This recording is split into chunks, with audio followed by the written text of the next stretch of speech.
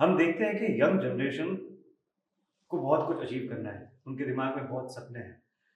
They want to hustle, आगे बढ़ना है जीवन में, पर कई लोगों की बैक सपोर्ट नहीं करती। राइट। तो हमारे आस-पास हमने ऐसे बहुत लोग देखे हैं जिनको बैक के काफ़ी सारे इश्यूज़ होते हैं। तो यंग जनरेशन्स में पाए जाने वाले बैक के प्रॉब्लम्स के बारे में बात करते हैं। बिल्कुल। वेरी गुड ऑब्जर्वेशन प्रतीक। बिल्कुल आप एकदम सही कह रहे हैं। आज की तारीख में हमारे भी जो मेजर आउटडोर पेशेंट्स आते हैं, we are facing a lot of back problem के patients, starting from upper back, lower back. और आई थिंक जो करंट ट्रेंड्स चल रहे हैं, टाइप ऑफ जॉब्स चल रहे हैं, जैसे कि आईटी जॉब्स हो गए या मोर यूज ऑफ मोबाइल फोन्स हो गया या फिर जिमिंग का कल्चर बढ़ गया है, तो yes, back problems are definitely on a rise. Can we understand the structure of back? एक लेमन के लिए बहुत इंपॉर्टेंट है ये समझना कि आपकी बैक में क्या-क्या चीज़ें हैं जिससे प्रॉब्लम्स कॉज़ हो सकती हैं। बिल्कुल। So the cervical, let's talk about upper to lower. We have a vertebral column. हमारा जो होता है रीढ़ की हड्डी जिसको हम बोलते हैं, जी। जिनको मणके भी बोला जाता है देशी भाषा में, ऊपर से नीचे तक किस तरह से डिवाइडेड होता है मैं आपको समझाता हूँ। हुँ, सबसे पहले होती है cervical spine, the name is cervical spine, जो कि नेक वाला एरिया अपना होता है। हुँ, ये होती है 7 वर्टिब्रा, तो इनका नंबर होता है C1 से C7 तक। जी, फिर हमारी होती है सेकंड नंबर पे अपर बैक में जो होती है वो होती है थोरेसिक वर्टिब्रा। ओके, उसका नंबर होता है T1 से T12, इनको ओके, डॉर्सल वर्टिब्रा भी कहा जाता है, तो D1 से D12 दोनों टर्म्स यूज होते हैं।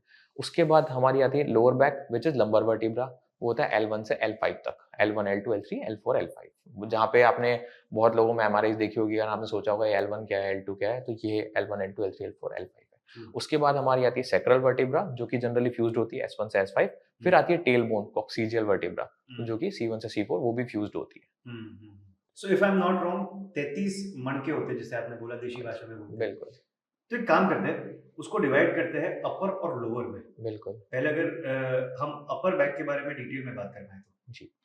तो अपर बैक के प्रॉब्लम्स की बात करते हैं। अपर बैक में मेनली अगर हम स्पाइन का पार्ट देखें जो कवर होता है, जो मणके कवर होते हैं, एक होता है सर्वाइकल स्पाइन, एक होता है डॉर्सल स्पाइन या फिर थोरेसिक स्पाइन जिसको हम बोलते हैं। हुँ, तो ऐसा नहीं है कि डायरेक्टली आपके मणकों में तकलीफ हो जाती है, पर इसके आजू-बाजू बहुत सारे टिश्यूज़ होते हैं, मसल्स होते हैं, हुँ, जिनकी प्रॉब्लम्स जो मेजॉरिटी ऑफ जनरेशन फेस कर रही है आज की जी, तारीख में। जी, तो अगर हम सर्वाइकल स्पाइन की बात कर रहे हैं, अब इनके जो कॉजेज़ हैं वो ये होते हैं, जैसे आपने फ़ोन लिया, हुँ, अब घर से आप सारा काम करके रिलैक्स होकर बैठे हैं घर पे और फ़ोन देख रहे हैं सोने के पहले, आपको आपके पोस्चर का कुछ ध्यान नहीं है, तो उस प्रोलॉन्ग पोस्चर में, आप गलत पोस्चर में रहने से बहुत सारी प्रॉब्लम्स अराइज़ हो रही है, जैसे कि मांसपेशियों में तनाव, जिसको मसल स्पाज़म बोलते हैं मेडिकल लैंग्वेज में। ट्रू, फिर एक बहुत ही कॉमन डेस्क जॉब वाले जो लोग होते हैं, 8 से 10 घंटे आईटी सेक्टर में काम करते हैं, वो डेस्क जॉब जो चलता है, उसमें शोल्डर ब्लेड्स के बीच में एक मसल्स होती है, हुँ, उनका स्पाज़म देखा जा रहा है, हुँ, जैसे कि उसको ट्रेपेज़ाइटिस बोलते हैं। हुँ, मेजर यही 2 चीज़ें जो हैं परेशान कर रही है, पर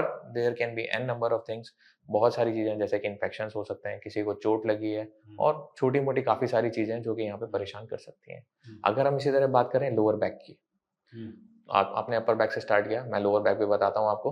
लोअर हुँ, बैक की तकलीफ़ें आजकल और ज़्यादा बढ़ गई हैं, हुँ, क्योंकि यंग जनरेशन है, बच्चे हैं, हसल करना चाहते हैं, जैसे कि आपने हुँ, बोला, लोग जिम जाते हैं।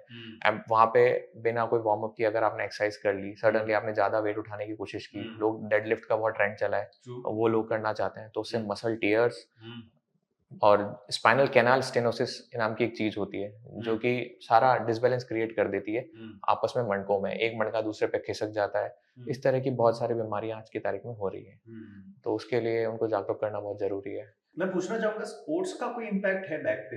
कई बार ऐसा होता है कि कोई स्पोर्ट खेलते वक़्त छोटी-मोटी इंजरी हो जाती है और उन्हें इंटरनली प्लेयर्स या कोचेस सॉल्व करने की कोशिश करते हैं। तो क्या स्पोर्ट्स आपकी बैक पे इम्पैक्ट कर सकता है? और किस किस्म के स्पोर्ट्स आपकी बैक पे इम्पैक्ट कर सकते हैं? बिल्कुल। स्पोर्ट्स का ज़्यादातर सभी स्पोर्ट्स का जो कि आउटडोर और कॉन्टैक्ट स्पोर्ट्स जिनको हम बोलते हैं, जिनमें कि आपको भागना, दौड़ना, खेलना पड़ता है, सबका बैक पे डायरेक्टली इम्पैक्ट पड़ता है। हुँ, जनरली जो प्लेयर्स और कोचेज़ होते हैं, दे आर वेल ट्रेन्ड, तो हुँ, उनकी गाइडेंस में कोई प्रॉब्लम नहीं होती।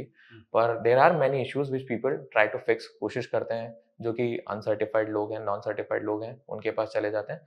तो इसमें इस तरह से रहता है कि आपकी तकलीफ़ किस प्रकार की है, उस पे डिपेंड करता है। हुँ, अगर आपकी तकलीफ़ छोटी-मोटी है, तो हो सकता है वो बिना कुछ करे ही ठीक हो जाए। हुँ, कोई तकलीफ ऐसी है जिसके लिए आपको डॉक्टर के पास जाना पड़ेगा, आपको उसका डायग्नोसिस हो जाएगा, उसके बाद आपको ट्रीटमेंट बताया जाएगा। हुँ, तो हर चीज़ के लिए डायरेक्टली किसी भी नॉन सर्टिफाइड पर्सन के पास जाना is not a great idea. Hmm, बाकी coaches are well trained, physios are well trained और इनको प्रिवेंट करने के लिए ये लोग बहुत अच्छे से ऐसा कर सकते हैं कि अगर अपना वार्म अप भी सिर्फ प्रॉपर, स्पोर्ट्स पर्सन की मैं बात कर रहा हूँ, हम्म। अपना वार्म अप भी अगर सिर्फ प्रॉपरली करके वो करें तो वो आधी से ज़्यादा इंजरीज को प्रिवेंट कर सकते हैं।